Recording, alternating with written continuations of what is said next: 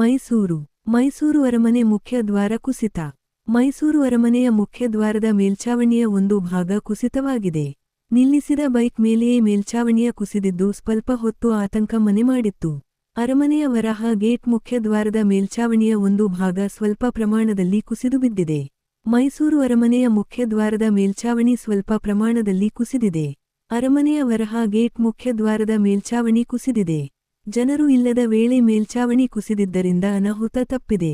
ಸಿಬ್ಬಂದಿ ನಿಲ್ಲಿಸಿದ್ದ ಬೈಕ್ ಮೇಲೆಯೇ ಮೇಲ್ಛಾವಣಿ ಕುಸಿದಿದೆ. ಘಟನೆ ಬಳಿಕ ಸಿಬ್ಬಂದಿಗಳು ಗೇಟ್ ಬಳಿ ಬ್ಯಾರಿಕೇಡ್ ಅಳವಡಿಸಿದ್ದಾರೆ. ವರದಿ: ಗಿರಿಧರ್, ಕೊಂಪುಳಿರ, ಕೊಡಗು.